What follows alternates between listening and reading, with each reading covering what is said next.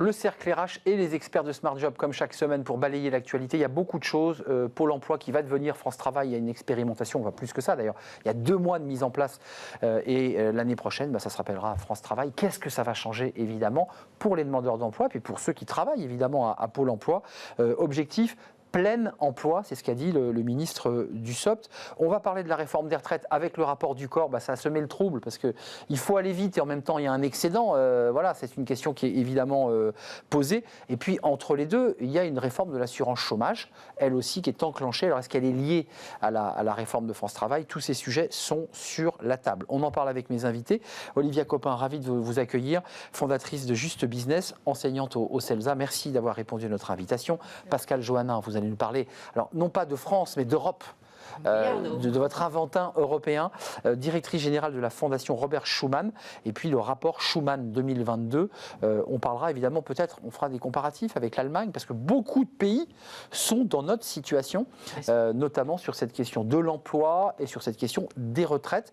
Et puis avec nous, François Vigne. Bonjour François, membre des entrepreneurs et dirigeants chrétiens et associé chez Sycomore Corporate Finance. D'abord, un mot, parce que j'aime bien vous surprendre de temps en temps. Vous êtes préparé à tous les thèmes, évidemment, vous avez potassé. Je voulais vous demander simplement, vous êtes plutôt à location ou travail? Je suis plutôt travail. Plutôt travail. Donc plutôt favorable à ce qu'a dit Fabien Roussel. Il faut savoir aussi aider ceux qui en ont besoin, mais je suis plutôt travail. Plutôt travail. Vous êtes plutôt travail? Oui. Donc vous avez plutôt... C'est plus valorisant que En effet, comme l'a dit François, il faut aider ceux qui sont dans une incapacité, soit momentanée, soit durable, mais il faut en effet inciter les gens. Et en plus, pour les femmes, je trouve que ça leur a permis de s'affranchir d'un certain nombre de carcans qu'elles avaient dans le passé. Olivia Copin, parce que c'est Fabien Roussel qui est quand même le premier secrétaire du Parti communiste. Oui, et courageuse. Et courageuse, qui s'est mis à dos d'ailleurs pendant la fête de l'humain un certain nombre d'écologistes qui lui ont dit mais blasphème, travail ou allocation? Est-ce qu'il ne va pas un peu vite en besogne, notre ami Roussel? Apparemment, ça a l'air d'être un avis qui est assez partagé par tout le monde. Juste si on voit le changement de nom, on passe de Pôle emploi à France Travail, donc on voit bien que en termes de sémantique, on va réhabiliter le terme du travail. Pôle emploi, on est plutôt sur une image d'une indemnisation pour tous, quel que soit le territoire. C'est vrai que vous avez raison de le lier au sujet du jour. Et donc du coup, je pense que ça rejoint ce qu'on dit. La France Travail, déjà, c'est beaucoup plus incarné, c'est quelque chose qui est très en marche, puisque on a l'impression que c'est pratiquement conjugué. Donc voilà. Et donc du coup, pour aujourd'hui, le message est clair.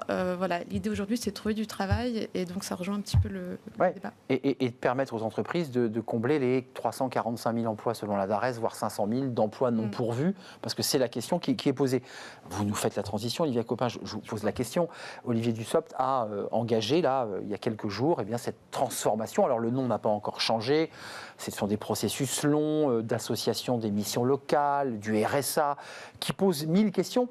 Vous y adhérez? Parce que les changements de nom, souvent, c'est parce qu'il y a des problèmes, il y a des affaires, alors l'entreprise change de nom. Là, c'est différent. Vous dites qu'il y a une vraie incarnation. Il y a l'idée d'orienter le pays vers le travail. Oui, c'est les deux. C'est-à-dire qu'effectivement, en termes de communication, lorsqu'on change de nom, c'est souvent après une crise ou parce qu'il y a un problème. Aujourd'hui, Pôle emploi permet d'indemniser tout le monde, mais il ne permet pas de retrouver un emploi. Donc, du coup, le fait de changer de nom, déjà, ça peut marquer une nouvelle ère. Et puis, encore une fois, France Travail, c'est quand même très fort. Vraiment, c'est la volonté de réhabiliter ce terme travail. Après, sur cette transformation, les contours sont encore assez flous. On parle de guichet unique. On ne sait pas si c'est connecter mieux les services. On ne sait pas si aller jusqu'à... RSA, c'est les départements, il faut le rappeler. Maintenant, si c'est l'idée de mettre toutes les compétences sur la table pour aider les personnes à retrouver du travail, après, tout le monde est d'accord, quoi. Vous en pensez quoi, François Vigne? Parce que Pôle emploi, ça a souvent été critiqué. Et objectivement, pour ceux qui pratiquaient Pôle emploi, j'ai eu la chance de ne pas le pratiquer, il y avait des résultats modérément percutant en termes de recherche d'emploi. C'est vrai que donc c'est vrai qu'il y avait des réformes à faire. Je pense qu'il y a quand même un constat, je dirais, de certains échecs en effet dans l'accès à l'emploi d'un certain nombre de chômeurs. Nous avons encore beaucoup trop de chômeurs en France. Aux entrepreneurs et dirigeants chrétiens, nous sommes favorables à tout ce qui permet aux gens de revenir sur le marché du travail pour ceux qui n'y sont pas. Et donc nous sommes favorables à cette... Sur le principe, en plus, je trouve que le nom est assez bien trouvé. C'est vrai, France Travail est plutôt un joli nom qui appelle au travail. Puis il y a le mot France, il y a une sorte de souveraineté. On a quand même aujourd'hui toujours ce socle de chômeurs de longue durée. Mais donc, ce qui est important, c'est qu'au-delà des mots, parce que les mots sont très beaux, encore faut-il qu'ils deviennent une réalité. Et donc ce qu'il faut, et l'idée que je trouve également intéressante, c'est de faire travailler tous les acteurs ensemble. Les acteurs nationaux, les acteurs régionaux, l'ensemble des territoires, l'ensemble des acteurs, les entrepreneurs aussi, les entreprises. Grouper ensemble tous nos forces pour aller ensemble vers le plein emploi. C'est un très bel objectif. Il faut simplement que ce ne soit pas un slogan, pas simplement un gadget, il faut que ça devienne une réalité. Et si ça devient une réalité, nous sommes très partants pour pousser et aider cette réforme. Ouais, qu'il n'y ait pas d'idéologie dans cette institution, Et une forme de soit de la pragmatisme. politique. Il ne faut pas que ce soit un slogan politique, il faut que ça devienne une vraie réalité au service du pays, au service de tous les Français. Pascal Johannin, alors je vous pose la question sur le plan français, mais sur le plan européen, la situation de l'emploi, je pense à l'Allemagne, je pensais à l'Espagne qui avait d'énormes difficultés. Chaque pays essaie d'inventer aussi sa propre transformation. Oui, alors c'est très bien que vous ayez choisi ces deux exemples, l'Espagne et l'Allemagne, parce que donc l'emploi en Europe est le chômage plutôt est au plus bas depuis plusieurs décennies, et en effet on a une situation quasiment de plein emploi en Allemagne. Le taux de chômage est inférieur à 3. En Allemagne, voilà. Alors qu'en Espagne, il est supérieur à 12. Voilà, donc voilà. Et il a baissé. Et chez nous, il est à 7,5. Enfin, je crois de mémoire. C'est ça. Voilà. Et on veut aller à 5,5 puisque voilà. Et donc, on a en effet aujourd'hui une situation de l'emploi qui est bien meilleure que par le passé. On a encore un problème de chômeurs de longue durée ou un problème de chômage des jeunes, qui est en effet, le taux est un peu plus important en Europe, c'est 14%. Donc vous voyez, c'est et la France moyenne, a plutôt bien joué avec son un jeune, une solution, l'apprentissage. On a à gérer une situation de l'emploi qui est plutôt satisfaisante et un problème d'emploi vacant où on n'arrive pas à trouver. Ça, c'est commun. Hein. Voilà, ça c'est commun. En effet, d'emploi vacant. Et là, c'est un vrai problème parce que les entreprises ont du mal à recruter un certain nombre de profils. Alors, est-ce que c'est parce que les gens ne veulent plus aller dans un certain milieu ou un problème de qualification? Mais là, il y a un vrai problème à régler. Olivia Copin, juste pour faire la transition, moi je la fais cette fois-ci. Il y a France Travail, Pôle emploi qui se rebaptise France Travail, ça veut dire des transformations internes, des organisations. Et puis au même moment, va arriver à l'Assemblée nationale, le texte est sur le bureau des commissions, une réforme de l'assurance chômage, acte 2, qui dit grosso modo, on va resserrer un peu la durée d'indemnisation et on va faire en sorte de vous emmener un peu plus rapidement vers le travail. Il faut aller jusque-là, parce que cette question renvoie à ce qu'a dit Fabien Roussel. Quand on est trop assisté, peut-être qu'on n'est pas motivé à aller au travail. C'est un peu ça qu'il dit, Fabien Roussel. Oui, c'est vrai qu'il y a cette question de l'indemnisation. Et de sa durée.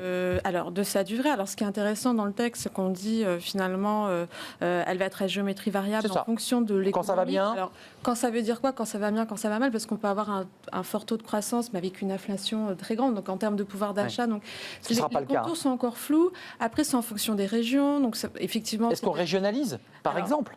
Alors du coup, mais quid? Du coup, ça veut dire que alors apparemment, ça serait plus facile de trouver un emploi à Paris que et moins dans le Nord. Dans le Languedoc-Roussillon. Donc ça veut dire que les gens vont habiter en fonction pour toucher plus d'allocations. Enfin, quid du télétravail aussi, des personnes qui vivent à Marseille ou qui vont travailler à Paris. Donc ça paraît encore compliqué, mais en tout cas, ce qui est sûr, je pense que vraiment l'idée à retenir, c'est que guichet unique, oui, mais pas réponse unique, quoi. C'est-à-dire que vraiment, il y a vraiment une disparité dans les profils de personnes qui sont au chômage. Vous avez des gens très diplômés qui sont en train de se réorienter. Vous avez des gens qui ne sont pas du tout diplômés, ça fait peut-être 3-4 ans, qui sont très éloignés. Et ça va être très difficile de les faire revenir sur le marché du travail. Donc je trouve intéressant l'idée de mettre toutes les compétences sur la table, par exemple d'allier vraiment l'indemnisation à la formation. Ça peut être quelque chose de vraiment, je pense, important. Et le bon fléchage. Ramener, quoi. Voilà. François Vigne, quel est votre sentiment sur cette question? Parce qu'il y a eu l'acte 1, là on est sur l'acte 2, Emmanuel Macron reste finalement sur un cap en disant il faut réduire, malgré tout, c'est la philosophie. Il y aura des hauts, il y aura des bas. Alors quand l'économie va mal, et j'ai bien peur qu'on s'achemine vers une situation économique qui aille mal, on sera plutôt vers le bas, et donc des maintiens d'indemnisation. Il faut préciser que la réforme, l'indemnisation est maintenue jusqu'en 2023, hein, ça ne va pas se faire là. Mais dès lors que la loi sera passée, c'est quand ça ira bien, on réduit, puis quand ça va mal, on allonge. Quand même, les chefs d'entreprise, et vous faites partie de cela, les signaux sont plutôt, les voyants sont au rouge là quand même, hein, sur la situation économique. Sur la situation économique, ils sont très contrastés, on va dire. Enfin, tous les signaux sont là pour dire qu'on va vers une récession. En même temps, là encore, il y a à la fois ces dispositifs d'aide gouvernementale au pouvoir d'achat, il y a différents éléments qui donnent à cette récession un profil assez indéterminé. Et quand on voit d'ailleurs la situation des marchés financiers qui sont beaucoup repris, eux parient aujourd'hui finalement sur une récession relativement courte. Donc c'est pour ça. Et une inflation mais il faut se préparer à une récession et beaucoup de grands investisseurs sont extrêmement pessimistes pessimiste sur la situation. La crise énergétique, elle posera des questions. Il faut être très clair. En même temps, je pense qu'on va essayer ensemble de trouver des solutions. Après, si on revient sur la réforme du chômage, vous vous souvenez d'ailleurs que la précédente avait été percutée par la crise Covid, parce que quelques mois après son entrée en application, on l'annulait. Et une réforme qu'on annule, ou en tout cas qu'on met entre parenthèses quelques mois après, ça veut dire qu'elle n'est pas totalement pertinente. Sinon, elle aurait été logiquement résister à tous les environnements. Donc il faut quand même garder ça. Par ailleurs, je pense qu'il faut éviter la stigmatisation des chômeurs, parce qu'il faut garder, je dirais, le bon équilibre entre ce qui est supprimer les effets d'aubaine. Il y a des gens, malheureusement, parfois, qui essaient de profiter du système, ça fait partie des choses, mais ça coûte très cher à l'ensemble de la collectivité et ça pèse ensuite sur le travail commun, et ça, il faut l'éviter au maximum, il faut éviter toute situation d'effet d'aubaine.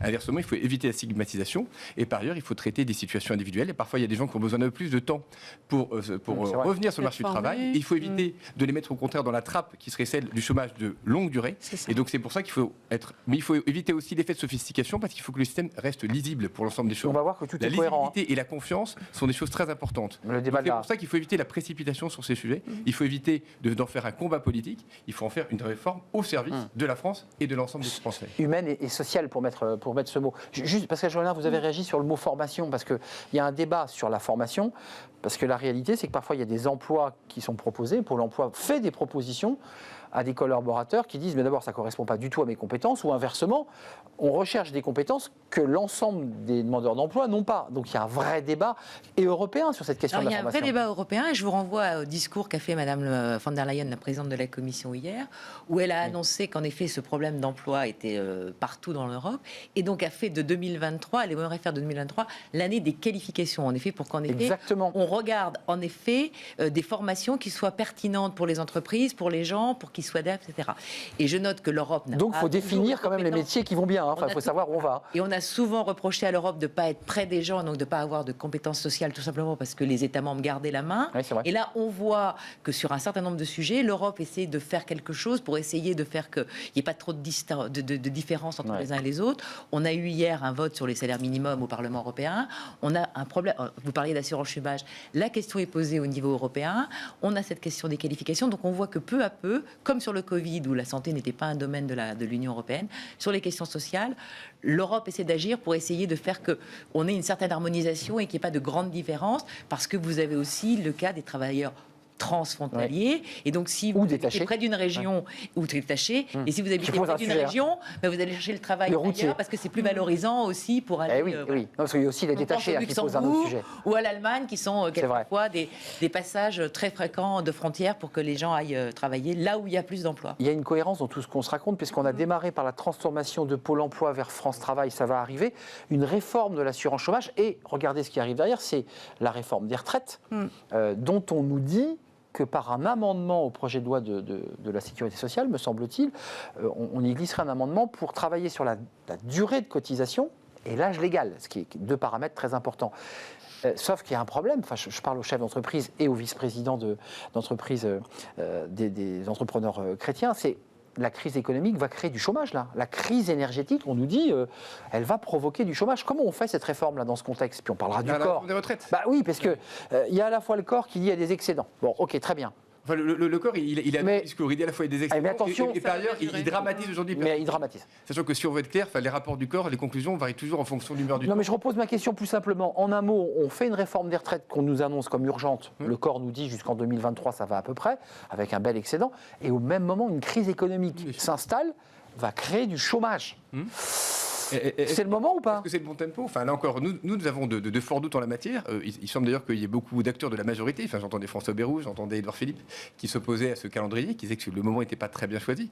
Et il faut que cette réforme soit acceptée. On a vu l'échec de la précédente tentative. On a vu que ça a mis beaucoup de Français dans la rue, ça a créé beaucoup de désordre, ça a créé beaucoup de problèmes pour l'ensemble des salariés. Et je voyais que ce matin, le JDD, d'après le JDD, 55% des Français sont contre et jugent que le moment est malvenu. Ils ne sont pas contre la réforme des retraites. C'est le calendrier qui va pas. Contre la réforme des retraites. Ils jugent que le moment est malvenu. Je pense qu'en la matière, il faut faire attention. Je pense que de même que le président appelle à la sobriété, il faut l'appeler à la sobriété réformatrice. Parce qu'il faut faire attention dans ce temps qui est un temps compliqué, complexe pour tout le monde. Il faut choisir nos vraies priorités. C'est ce que fait un chef d'entreprise.